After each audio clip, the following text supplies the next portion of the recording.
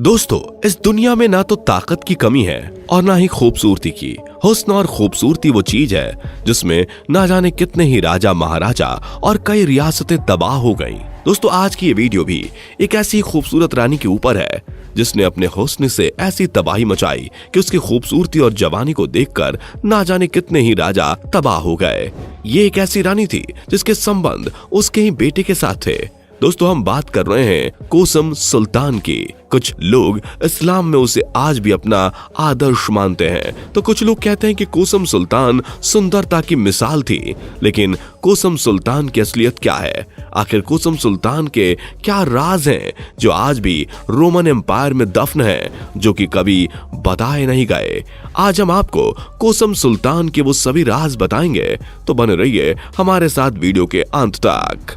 दोस्तों, कोसम सुल्तान के बारे में तो आप सभी जानते ही होंगे, क्योंकि उनके ऊपर कई सारी वेब सीरीज और कई सारी मूवीज भी बन चुकी हैं। बहुत लोग कहते हैं कि कोसम सुल्तान एक तुर्क थी क्योंकि उसका शासन तुर्क में था, लेकिन बहुत से लोग कहते हैं कि वो एक अरबी थी। तो आपको बता दें दोस्तों, कोसम सुल्तान के धर्म के बारे में कोई भी स्पष्ट जानकारी नहीं प्राप्त है। कहा जाता है कि जिस जगह पर कोसम सुल्तान का घर था, वहां तुर्कों ने एक बार आक्रमण किया और उस गांव के सारे मर्दों को मारकर उनकी महिलाओं और बेटियों को अपने साथ टर्की ले आए और वहां के सबसे बड़े बाजार में उन महिलाओं को बेचने के लिए एक बड़ी मार्केट सजवा दी। उन सारी महिलाओं में कोसम सुल्तान भी थी।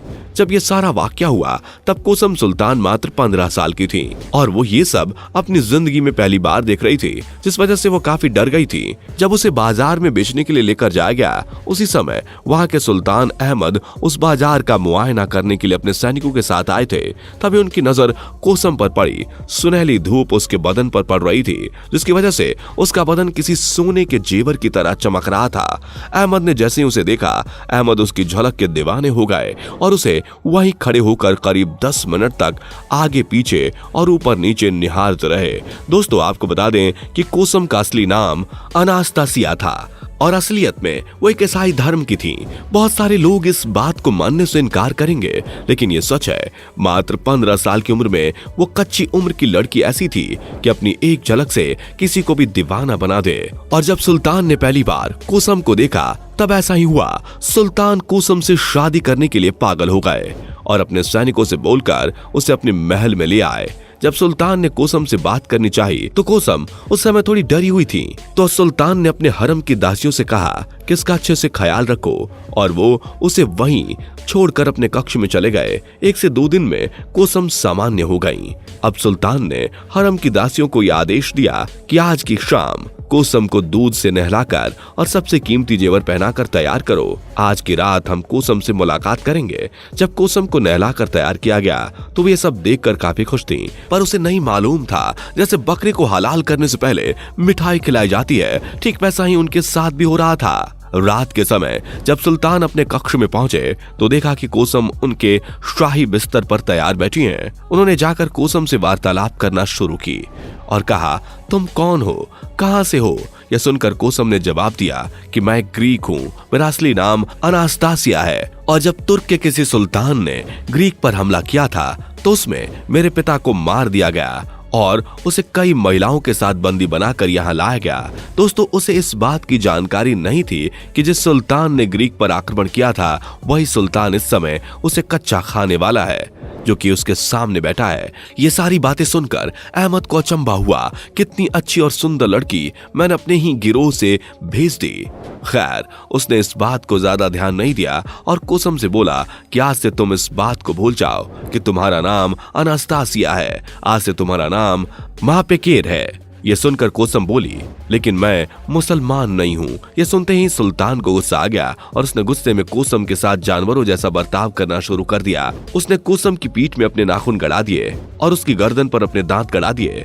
अपने साथ ऐसा बर्ताव होते देखकर कोसम रोने लगी। रात भर सुल्तान ने कोसम के साथ जानवरों जैसा सलूक किया और अपनी इच्छा अनुसार उसके साथ वो सारे काम किए जो उसे नहीं करने चाहिए थे। दोस्तों, अहमद द्वारा किए जा रहे सलूक का अंजाम ये था कि सुल्तान के कक्ष के बाहर कोसम के चिल्लाने की आवाजें आ रही थी, जो कि हरम की महिलाएं सुन रही थी, लेकिन वो चाहकर भी कुछ नहीं कर सकती थी क्योंकि वो सिर्फ महल की दासियां थी। सुबह जब हरम की महिलाओं ने आकर देखा तो कोसम की हालत बहुत खराब थी। बुखार से बदन तप रहा था और होठों पर सूजन थी और उसके नीचे के कपड़े खून से गीले थे। उसके गले और सीने में दांतों के निशान थे, पीठ पर नाखून के निशान थे। हरम की महिलाओं ने उसे उठाया और वो उसकी मरहम पट्टी करने लगी। तभी सुल्तान ने जोर से आवाज लगाई कि उसे जल्दी से तैयार कर दो, हमने मौलवियों को बुलाया है, उसे इस्लाम कबूल करवाना है। महिलाओं ने सुल्तान को समझाया कि वो अभी किसी हालत में नहीं है, वो ढंग से उठ तक नहीं पा रही है। दोस्तों, सुल्तान के दिमाग में पता नहीं क्या सवार था कि वो खुद कमरे में घुसे और कोसम को उठाकर मौलवियों के पास ले गए और उसे जबरदस्ती इस्लाम कबूल करवाया। जिसके बाद मौलवियों ने कहा कि आज से इसका नाम कोसम सुल्तान होगा। इन सब के बाद कोसम को ले जाकर वापस कमरे में बंद कर दिया गया और अन्य महिलाओं ने उसे दवा दी। करीब 10 दिन में कोसम फिर से ठीक हो गई और अब कोसम को इस चीज की आदत पड़ चुकी थी, इसलिए उसने महल के और भी कामों में हाथ बटाना शुरू कर दिया। क्योंकि अब वो महल में अपनी सत्ता चाहती थी, इसलिए उसने धीरे धीरे गद्दी को हथियाने के बारे में सोचना शुरू कर दिया। दोस्तों, अहमद और कोसम के कुल 7 बच्चे थे, जिसमें से 4 बेटे और 3 बेटियां थीं। कोसम चाहती थी कि उसका बड़ा बेटा ही आगे गद्दी को संभाले, लेकिन समय के साथ अहमद ने और भी शादियां की। उनसे भी अहमद के बच्चे थे। वो रानियां अपने बच्चों को गद्दी दिलवाना चाहती थी। कोसम से पहले भी सुल्तान की एक और बीवी थी, जिससे सुल्तान का एक बेटा था जिसका नाम उस्मान था। वो मनी मन कोसम को बहुत पसंद करता था। कोसम ने भी उसकी आंखों में अपने जिस्म की भूख को भांप लिया था। जिसके बाद मौका मिलते ही कोसम ने उसे एक रात अपने कक्ष में बुलाया और उस रात उसे वो सब दिया जिसके लिए वो 24 घंटे तड़पता रहता था। ऐसा कोसम ने इसलिए किया ताकि आगे चलकर वो उसकी गद्दी का कांटा न बन सके, और ऐसा ही हुआ। उस्मान ने कई सालों तक कोसम के साथ जिस्मानी संबंध रखे। कुछ समय बाद जब सुल्तान अहमद की मृत्यु हो गई थी, अब महल की बागडोर कोसम के हाथों में आ गई। वैसे तो कोसम बहुत सख्त थी, उसे सारे काम समय पर चाहिए होते थे।